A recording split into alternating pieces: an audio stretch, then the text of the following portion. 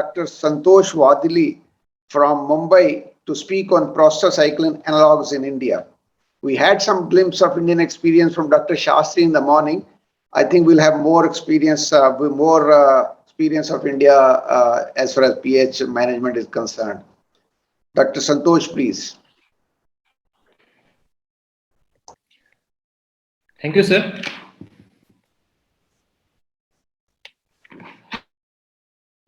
I'll be presenting our experience of prostacyclin analogs for the patients with advanced pulmonary hypertension.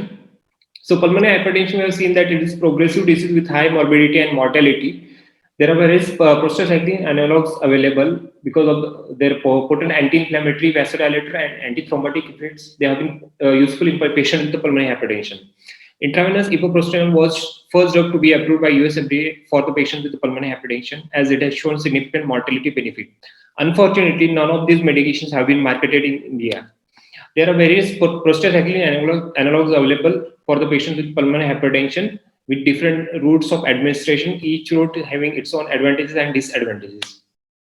Among the cost effectiveness, Beraprost is one of the very cost effective medication available as oral formulations. We tried in 2 of our patients, but both of them had significant GI side effects requiring stoppage of the medications. Epoprostenol has a limitation. It has to be stored in ice pack and has to be given as continuous intravenous infusion because of short half-life, and there is always risk of PA crisis because of accidental discontinuation. Treprostinil is most commonly used drug with longer T-half and different routes of administration, but the cost is limiting factor. And iloprost is a cost-effective but requires frequent nebulizations. So considering Indian scenario of cost effectiveness and minimum side effects, we used iloprost for our study. So iloprost has a longer half-life time. Dose is 2.5 to 5 micrograms given as nebulizations 6 to 9 times in a day using an ultrasonic nebulizer. It causes selective pulmonary vasodilatation and improves the gas exchange and intrapulmonary shunt. Side effects are flushing, increased cough, hypotension, headache, nausea, jaw pain, and syncope. Long time required for nebulization remains the major concern for the patient, and some of the patients may develop tolerance on long-term use. So it was a prospective observational study done over a period of 4 years. We included patients with the pulmonary hypertension with deterioration in functional class despite dual pulmonary vasodilators. The patients who were not affording and not giving consent were excluded from the study. Clinical lab and echo parameters were assessed at the baseline and at 3 and 6 months after the therapy. All other medications were continued.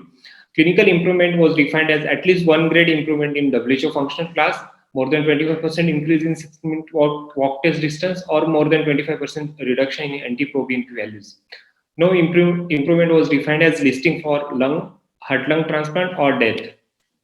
So dose we started 2.5 micrograms 6 times daily. Vitals were checked before and up to 2 hours after initiation of iloprost nebulization in daycare. The patients who tolerated iloprost were asked to continue nebulizations every 4 hourly at home and were advised to report if they develop any side effects. Time 0 was the day of initiation and time 1 was last follow-up. So our study included 14 patients with 11 females. The median age was 32 years, ranging from 2 years to 66 years. 9 patients had an idiopathic PH and 5 patients had a residual PH after congenital heart surgery. All the patients were vasodilators for at least 3 months prior to the study. 50% of the patients were in WHO functional class 3 and 4 each. So this is the table showing the patient details. Among the post-operative patients, 1 patient had undergone arterial switch operation in neonatal age, 3 were post-VSD closure, and 1 patient had undergone ASD closure. 6 patients were having features of right heart failure, 6 patients had syncope at the presentation, and 9 of the 14 patients were oxygen dependent. The delay between the prescription of the medication and initiation of therapy was 15 days. Median follow-up duration was 13 months, ranging from 8 to 37 months.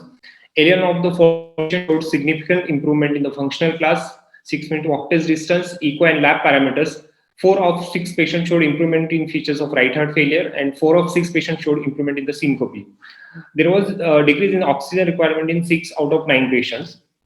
Among biochemical and RV functional parameters, there was significant reduction in NT-proBNP values and improvement in 6-minute walk test distance, RV-FSA and TAPSE after inhaled iloprost therapy. All of the several patients in WHO functional class through class 3 showed significant improvement, and 50% of patients in WHO functional class 4 showed improvement, and p-value was less than 0.05. So earlier, the initiation of the ileopros therapy should have better results. This is the timeline showing percentage change in the 6-minute walk test distance and NT-proBNP values. 3 of the 14 patients needed to be listed for heart-lung transplant, and remaining majority of the patients had good improvement in the 6-minute walk test distance and NT-proBNP values. Similarly, RV functional parameters of FSC and TAPSE showed good improvement in majority of the patients. There were no deaths. Minor side effects like nasal stuffiness was seen in 50% of the patients. Headache was seen in around 20% of patients, and nausea and jaw pain in 1 patient each. But none of them required to be stopped medication. After initial improvement, 2 patients underwent surgical reverse port shunt, and 2 patients had a progression of symptoms and right heart failure after 2.5 to 3 years of initial favorable response. So the beneficial effects of prostacyclin analogs may wane over time. So this is the timeline showing the functional class and NT-proBNP time trend in one of our patients. So after starting ileopros, there was significant improvement in functional class as well as the NT-proBNP values, which remained stable for next couple of years.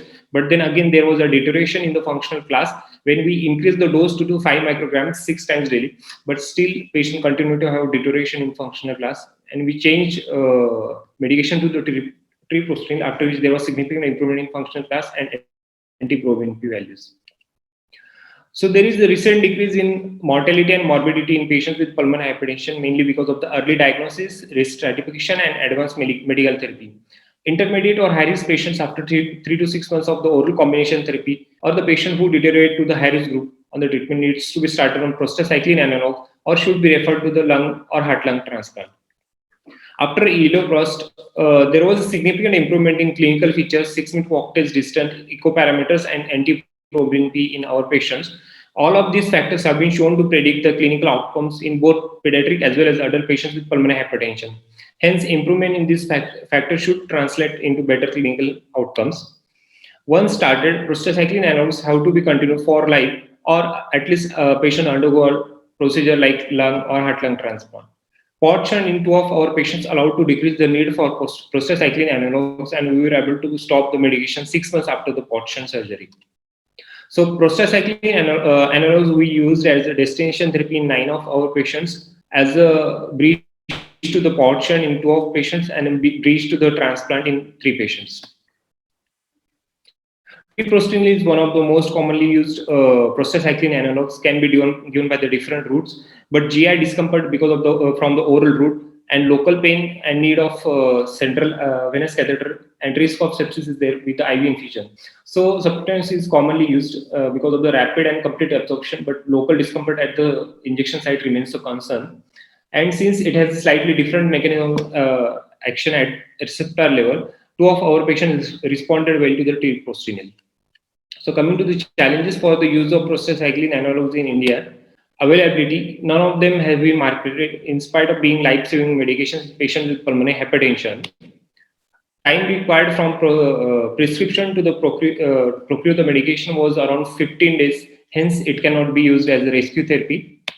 The cost, although for ileopros, it has come down from 1.5 lakh to around 30,000 per month, but still it is beyond the reach for many of our pulmonary hypertension patients, and patient compliance because of the adverse events related to the medications. To address this issue, we suggest the prostacyclin analogs should be used as a bridge to the port shunt or bridge to the heart lung transplant. Thank you for your patient listening. Thank you, organizers, for giving me the opportunity. And in the last, I would like to thank my mentors, Dr. Snehal Ma'am, Shiv Kumar sir, and Prashant Bovade sir, to guide me in every step. Thank you. Thank you, Dr. Santosh.